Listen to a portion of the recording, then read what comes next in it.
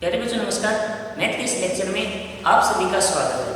तो बच्चों आज है आपके कन्वर्जेंस थ्योरी का लेक्चर नंबर 5, जिसके अंदर बच्चों आज हम टॉपिक स्टार्ट करेंगे आपका जो मेन इस बुक का बेस है, जिस नाम पे ये बुक है, जो कन्वर्जेंस थ्योरी अर्थात अभिसरण सिद्धांत जो आपकी बुक है, उसी से रिलेटेड आज हमारा टॉपिक रहेगा अभिसारी अनुक्रम, अपसारी अनुक्रम, दोहरीय अनुक्रम।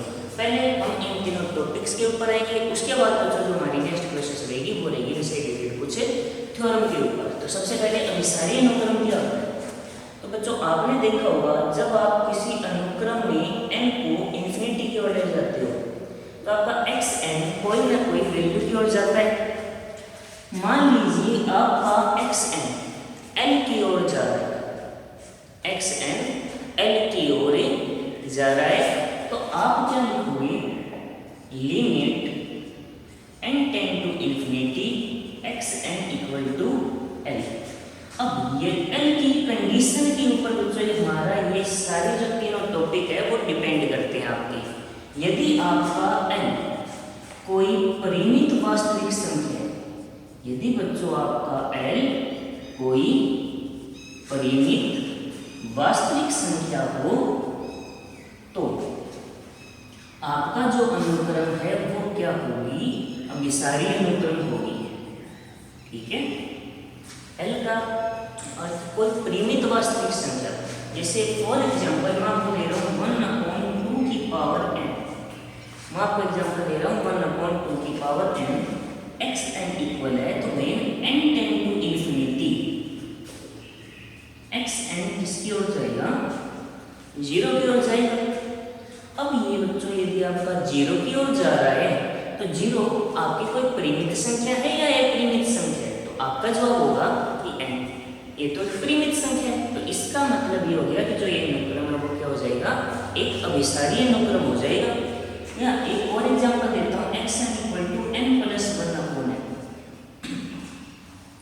तो अब यदि ये n इंफिनिटी की ओर जाए तो आपका xn किसकी ओर जाएगा? सोच सकते हो क्या? देखकर जवाब नहीं देना है कि इंफिनिटी अपॉन इंफिनिटी है परिभाषित होगा। तो हम लिमिट के कॉन्सेप्ट पे आ रहे हैं। ठीक है, हम सीधा नहीं जा रहे हैं, हम लिमिट का कॉन्सेप्ट पढ़ रहे हैं। तो लिमिट वाले कॉन्सेप्ट को लेकर मैं यूज करता हूँ। तो सीधा लिमिट का कॉन्सेप्ट चुना, ऊपर नीचे से डिवाइड करूँ तो ये कुछ ऐसा बन जाएगा। अब n tend to infinity use करूँ तो x टेंड टू कितना हो जाएगा? 1। मैं तो सीधा देख लो, या आप वैल्यू पुट करो। जब 1 पुट करोगे तो आएगा 2, 3/2, 4/3, 5/4, 6/5 इस तरीके से चलता रहेगा। आगे जैसे फॉर एग्जांपल 101/100, 1000/1000, कुछ ऐसे प्रोसेस आगे चलते देखते अप्रोक्सीमेटली 1.00001, कुछ इस टाइप से 1.00000 कुछ वैल्यू आपको ये देगा, जहाँ से एक रिजल्ट बन जाता है कि जो आपका सीक्वेंस है वो एक फाइनाइट नंबर की ओर जा रहा है, वो नंबर है इसका आपका 1। तो यहाँ से मैं क्लियरली ये बात बच्चों बोल सकता हूँ कि जो दिया गया अनुक्रम है वो क्या होगा? अभिसारी।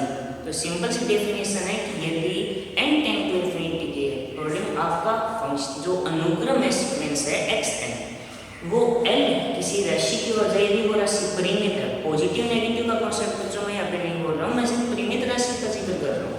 यदि वो परिमित राशि है तो आपका जो सीक्वेंस है वो क्या होगा? अभिसारी। जैसे फॉर एग्जांपल मान लीजिए इसको limit n tend to infinity xn equal l को बच्चों ऐसे लिखा जाएगा कि xn minus l is always less than epsilon for all n greater than n not.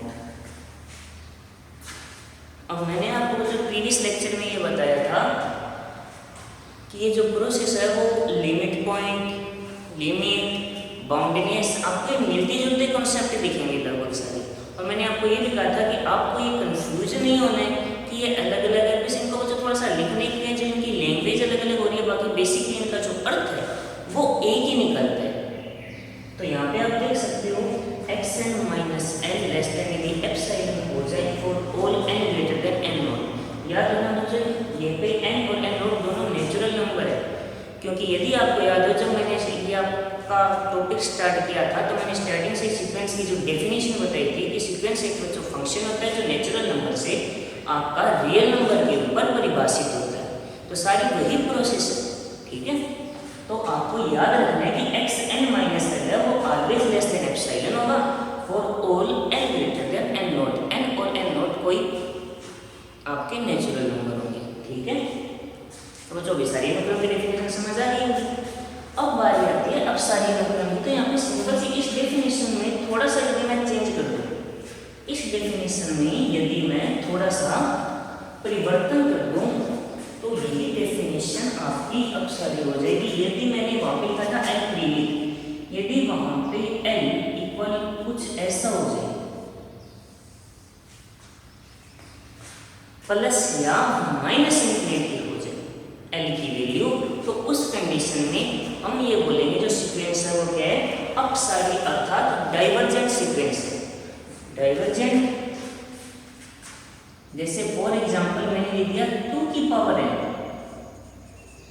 तो when n tend to infinity 2 की power infinity tend to infinity होगा, यानी जो एक्शन है वो इंफिनिटी की ओर टेंड करेगा। तो यहाँ से जो कंसेप्ट क्लियर हो जाता है कि यदि किसी सीक्वेंस के अंदर कुछ ऐसा हो कि जब n इंफिनिटी की ओर जाए तो हमारी जो सीक्वेंस है वो प्लस माइनस इंफिनिटी की ओर जा रही हो, तो वो क्या हो जाएगा, अपसारी। तो बच्चों यहाँ पे अभिसारी में एक मैं आपको खासियत बता देता हूँ जो आपको स्पेशली याद रखनी है। अभिसारी के अंदर जो एकलिस्ट वर्ड है वो लागू होगा, अर्थात वर्तमान या ह्रासमान एक वर्ड जो उस पर अप्लाई होना जरूर चाहिए। इसका रीजन अभी आपको मैं दे दूंगा यहाँ पे, ठीक है। दो लाइन मतलब जब मैं आपको बताऊंगा तो उसका रीजन मैं आपको दे दूंगा अभी मैंने ऐसा ये वर्ड क्यों यूज किया।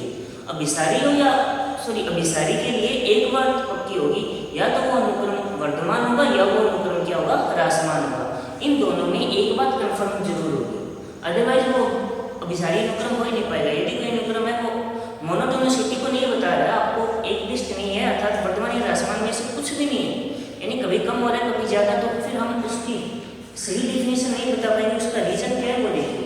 ये बात समझ आ गई होगी कि when n tend to infinity जो एक्शन है यदि इंफिनिटी की ओर जाए, चाहे प्लस हो या माइनस हो, उस कंडीशन में बच्चों जो आपका सीक्वेंस है वो डाइवर्जेंट अर्थात क्या होगा, अपसारी हो जाएगा। आगे बढ़ते हैं। मैं तो एक मैं सीक्वेंस बता रहा हूँ, जैसे देखिए मान लीजिए मेरे पास कोई सीक्वेंस है, तो n टेंड टू इंफिनिटी आप मुझे बता सकते हो कि एक्शन किस ओर जाएगा।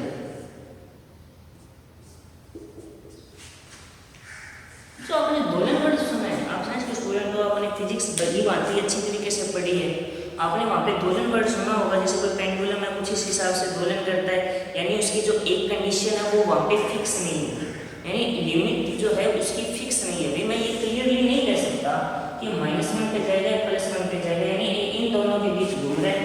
तो इस तरीके की सीक्वेंस को मैं क्या कहूँगा, दोलन कहूँगा। अब मैं इस वापस कॉन्सेप्ट पे आता हूँ बच्चों, जो मैंने वर्तमान और ह्रासमान जो टॉपिक यूज किए, वर्ड यूज किए, वो क्यों किए, क्योंकि बच्चों यदि वर्तमान होगा तो वो एक फिक्स एक पॉइंट पे जाएगा। ह्रासमान है, देखो वर्तमान है लगातार बढ़ रहा है, ह्रासमान है लगातार घट रहा है। तो वर्तमान लगातार बढ़ता हुआ तो वो एक ही पॉइंट की ओर जाएगा, ह्रासमान है तो वो घटता हुआ भी एक फिक्स पॉइंट की ओर जाएगा। लेकिन अगर दोलनी है बच्चों तो वो कभी बढ़ेगा कभी घटेगा, फिक्स पॉइंट नहीं है। तो वहाँ पे हमें ये क्लियरली पता नहीं चलेगा कि जो सीक्वेंस है वो अभिसारी है या नहीं। इसलिए बच्चों वर्तमान ह्रासमान का कॉन्सेप्ट इसके अंदर हमेशा अप्लाई हुआ है, चाहे कोई भी बात हो जरूरी है। और दोनों अनुक्रम आप समझ चुके हो कि यदि किसी सीक्वेंस को हम फिक्स ये ना बता सके कि कौन सी पॉइंट पे वो जा रहा है, 2 पॉइंट पे जा रहा है -1 और +1, तो फिर इसके लिए क्लियरली यही होगा कि मैं ये नहीं कह सकता कि 1 है या -1 इसकी लिमिट है क्लियरली, ठीक है। तो ये क्या हो जाएगा हमारा दोलन। क्लियर हुआ बच्चों। आज बच्चों मैंने आपको जो तीनों डेफिनेशन बताई वो आपको स्पेशल केस में याद रखनी है। और आज इससे रिलेटेड हम एक बहुत ही इम्पोर्टेंट थ्योरम कर रहे हैं जो एग्जाम में कई बार पूछी जा चुकी है और आगे भी पूछी जा सकती है, ठीक है बच्चों। तो पहले इन टॉपिक की आपको जो लैंग्वेज मैंने की है वो याद रखना, और इसके लिए जो स्पेशल वर्ड मैंने यूज किया था xn - l is always less than epsilon, वो आप याद रखेंगे। तो देखते हैं इस लेक्चर के अंदर हम कितने थ्योरम कर सकते हैं। आराम से आपको एक थ्योरम को समझना है, बेसिकली उनके बच्चों मीनिंग को समझना, उनको लिखने की प्रोसेस समझनी है। तो बच्चों कोई भी चीज़ हो नई है मानता हूँ थोड़ी अलग अलग रही होगी आपको, लेकिन एक बार उसके बेसिक कंसेप्ट को यदि आप समझ लेते हो तो मान के चलो कोई टॉपिक आपको कठिन नहीं लगेगा, क्योंकि बच्चों मेहनत आपको साथ साथ करनी ही चाहिए। तो आगे देखिए इससे रिलेटेड एक थ्योरम है, पहले मैं उसका स्टेटमेंट लिख देता हूँ जिससे आपको बार बार में उसका ऑर्डर या क्रम देखने की जरूरत ना पड़े।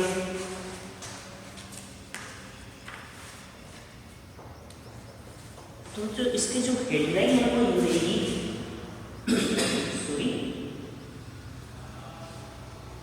अनुक्रम के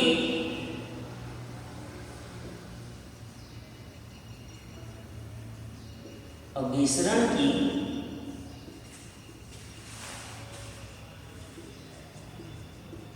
आवश्यक एवं पर्याप्त शर्त। तो देखो जो इसकी जो हेडलाइन है, इसका थ्योरम का मैंने स्टेटमेंट नहीं लिखा अभी तक, मैंने सिर्फ जो इस थ्योरम की हेडलाइन है वो लिखी है कि अनुक्रम के अभिसरण की आवश्यक एवं पर्याप्त शर्त, यानी कोई भी सीक्वेंस है वो विस्तारी है, उसके लिए क्या क्या कंडीशन जरूरी है, वो सारी बातें इस थ्योरम के अंदर हम पढ़ेंगे। तो जो सबसे पहले मैं इसका स्टेटमेंट लिख रहा हूँ आपके, इसका जो स्टेटमेंट है वो हमें दिया गया है कि एक अनुक्रम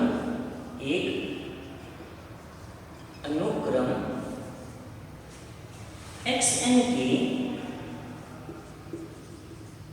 L को अभिसृत होने की आवश्यक एवं पर्याप्त शर्त यह है कि अनुक्रम परिबद्ध तथा सीमा बिंदु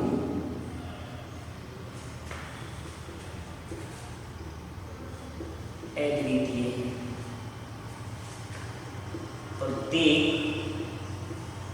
एप्सिलॉन ग्रेटर देन 0 की संगत एक ऐसा धन पूर्णांक n नॉट विद्यमान है कि xn minus l less than epsilon for all n greater than n। अच्छा, इसके स्टेटमेंट को एक बार आप ध्यान से देखिए, क्योंकि यदि इसका स्टेटमेंट आपको समझ आ जाता है तो ये मान के चलिए आपको इस थ्योरम को प्रूफ करने में ज़्यादा दिक्कत नहीं आएगी, क्योंकि हमने इसका जितना भी अभी तक बेसिक पढ़ा है वो सारा मिक्स हो गया। एक बार स्टेटमेंट समझिए इसका, तो कह रहे हैं कि एक सीक्वेंस है बच्चों, हमारे पास कोई अनुक्रम है xn, उसके l को अभिसृत होने की आवश्यक एवं पर्याप्त। बच्चों पहले आवश्यक एवं पर्याप्त वर्ड पे आइए। आवश्यक एवं पर्याप्त वर्ड कहाँ यूज होता है?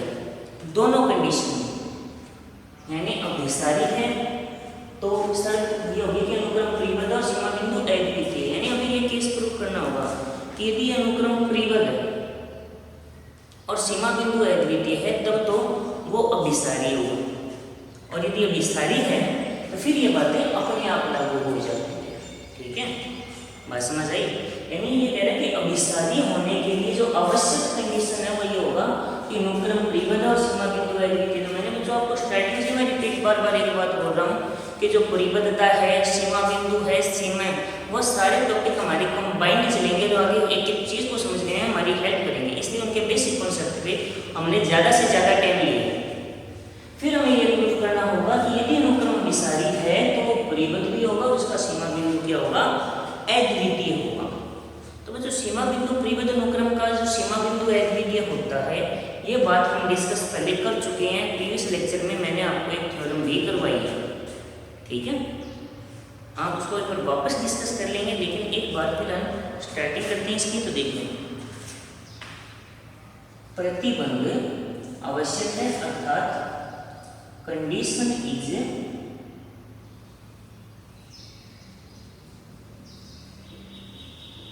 नेसेसरी।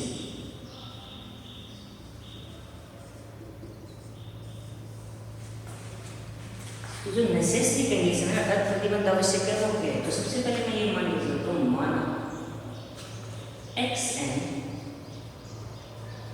परिबद्ध तथा सीमा बिंदु अद्वितीय तथा सीमा बिंदु अद्वितीय। परिबद्ध होने का मतलब बच्चों क्या हो गया कि आप n चाहे कितना भी बढ़ा लो और सीमा बिंदु अद्वितीय होने पे दो कंसेप्ट को समझना जरूरी है। सीमा बिंदु अद्वितीय होने का मतलब पहले क्या हो गया, आप वो सोचो। फिर मैंने आपको एक बात बताई थी, जो अनुक्रम होता है उसके सीमा बिंदु एक से ज्यादा हो सकते हैं, लेकिन वो कब होते हैं? जब वो दोलनीय हो, यानी अलग अलग कंडीशन में वो आपका आगे बढ़े। लेकिन ये कह रहे हैं सीमा बिंदु एक है, अद्वितीय होने का अर्थ ये हो गया कि वो एक ही डायरेक्शन में बढ़ रहा है, या तो वो पॉजिटिव होगा या वो नेगेटिव, उससे हमें फर्क नहीं पड़ता। तो इससे एक चीज में बच्चों को क्लियरली कह सकता है या नहीं कह सकता हूँ, जैसे जैसे for all n greater than n not के लिए xn है और सीमा बिंदु अद्वितीय है, तो माना सीमा बिंदु L है, माना इसका सीमा बिंदु क्या है? L है। तो for all n greater than n not, यानी इस वैल्यू के बाद जो xn है वो इन दो वैल्यू के बीच ही भटकेगा या नहीं भटकेगा। भटकने का मतलब ये हो गया बच्चों कि वो इनके बीच में ही रहेगा या नहीं रहेगा। आएगा समझ में? तो अद्वितीय होने का मतलब क्या हो गया, एक फिक्स पॉइंट के पास जाना, और वो लास्ट में जो कंडीशन है उस पॉइंट से कम ज्यादा होगी पास।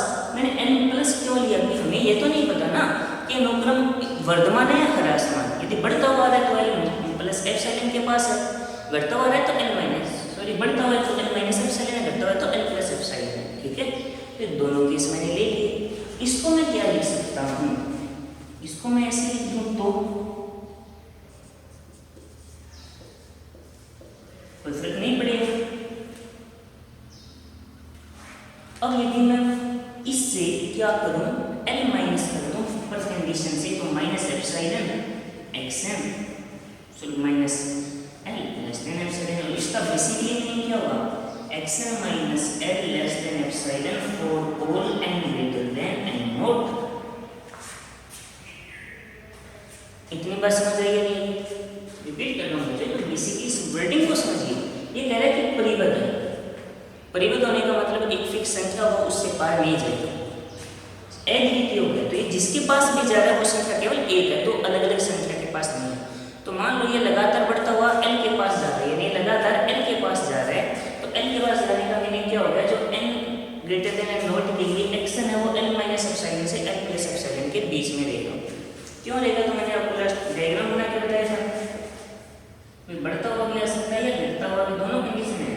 तो ऊपर तो l प्लस एप्सिलॉन, नीचे l माइनस एप्सिलॉन, दोनों केस में। हाँ, यहाँ पे वर्तमान राशि में जिक्र नहीं है इसलिए दोनों केस लिए ये बात लागू होगी। इसको ऐसे लिखा जा सकता है, फिर l माइनस कर दिया ये कंडीशन। और यदि ऐसा हो जाता है कि मैं बोल सकता हूँ जो अनुक्रम है वो अभिसारी है, अनुक्रम क्या है, अभिसारी है। इतनी बात बच्चों क्लियर हो गई होगी, जो दिया गया अनुक्रम है वो अभिसारी है। तो देखिए इन वर्डिंग को हमने मिक्स कर दिया, यानी जो परिबद्ध है और सीमा बिंदु अद्वितीय है, वहां से हमारे पास एक रिजल्ट आ चुका है कि जो अनुक्रम है वो क्या हो गया, अभिसारी। क्लियर हुआ बच्चों? अब नेक्स्ट इसकी जो कंडीशन है वो कंडीशन इज सफिशिएंट, अर्थात जो वैल्यू में दी गई है वो पर्याप्त है इस चीज को सिद्ध करने के लिए। जो कंडीशन इज सफिशिएंट अर्थात पर्याप्त स्थिति है। तो देखिए इसको आगे मैं सॉल्व करता हूँ। अब मैं लेके चलता हूँ, माना अनुक्रम अभिसारी है, माना अनुक्रम अभिसारी है, अर्थात xn माइनस l है वो लेस देन एप्सिलॉन। इसको मैं क्या लिख सकता हूँ, X N minus L mode number जैसा आएगा एल ऐड करूँगा प्रत्येक कंडीशन में, तो ये बातें मेरी आपको बताई गई है, ठीक है। तो इसको मैं ऐसे लिख सकता हूँ कि एक्सएन जो हमेशा बिलोंग करेगा, अब मान लीजिए तो जो एक्सएन है वो आपको कुछ ऐसे x1 x2 इस तरीके से वो चलता हुआ जो लास्ट इसकी जो टर्म है वो कुछ ऐसी है। अब आपको सर ऐसा क्यों लिखा, तो मैंने इसलिए लिखा कि जो अनुक्रम है, इसको ऐसे लिखने का रीजन है कि जो अनुक्रम है वो अभिसारी है, तो मैंने कहा था वो या तो वर्तमान होगा या वो ह्रासमान होगा, दोनों में से एक कंडीशन उसमें जरूर अप्लाई होगी। तो इसको फिर मैं ऐसे ही तो लिखूंगा ना, ह्रासमान तो बढ़ता हुआ जा रहा है, वर्तमान है तो बढ़ता हुआ जा रहा है, कोई दिक्कत नहीं, ठीक है। तो इतनी चीज तो कवर हो गई। अब बात आती है थोड़ा आगे बढ़ने की। अब ये वैल्यू आपके सामने अगर क्लियर दिख रही है, ये इतनी ही है, तो यहाँ आप क्लियर बड़ी से बड़ी वैल्यू और छोटी से छोटी वैल्यू पता कर सकते हो या नहीं कर सकते हो? कर सकते हो ना। अर्थात मैं ये मान सकता हूँ कि जो कैपिटल है मैं इनमें से जो भी जितनी भी वैल्यू दे रखी है मेरे को, मैं ये मान लेता हूँ उनमें वो मैक्सिमम वैल्यू है। ये जितनी भी वैल्यू मेरे पास आ गई, मैंने अनुक्रम को लिख लिया, मेरे को इतना पता है इसकी यदि ये ह्रासमान है तो बड़ी से बड़ी वैल्यू ये है, छोटी से छोटी L सबसे आगे हो जाएगी, और यदि ये वर्तमान है तो छोटी से छोटी है बड़ी से बड़ी हो जाएगी। यानी मुझे क्लियरली पता चल जाएगा सीक्वेंस का कि जो कैपिटल है इसमें क्या है। यदि मुझे इतना पता है वर्तमान या ह्रासमान है, क्योंकि सारी तो एक चीज पक्की है। अब वर्तमान है, फॉर एग्जाम्पल समझो वर्तमान है, ये छोटी से छोटी है बड़ी से बड़ी है, ह्रासमान रिवर्स कर दो। इस तरीके से इसमें मैं स्मॉल एम में चुन सकता हूँ या नहीं चुन सकता हूँ? सॉरी, अगर जो मिनिमम आएगा, मिनिमम वैल्यू आएगी। अब मैं क्या लिख सकता हूँ, कुछ ऐसा, और यदि ये बात लागू हो जाती है अर्थात अनुक्रम परिवर्तन पास में जाइए नहीं ना। नहीं बच्चों, हम क्या करें, इसको वर्डिंग ऑफ जो जितनी भी डेफिनेशन हमने पढ़ी है हम सबको कंबाइंड कर रहे हैं। कंबाइंड करने का मतलब एक से दूसरे के ऊपर निर्भरता और दूसरे से पहले के ऊपर निर्भरता आ रही है, बस उनके वर्डिंग को समझना है। ये कह रहे हैं कि देखो अभी सारी है कि हमारे पास एक चीज कंफर्म है कि ये L माइनस एप्सिलॉन से L प्लस एप्सिलॉन है, वो आपको सब पता कैसे चला बच्चों?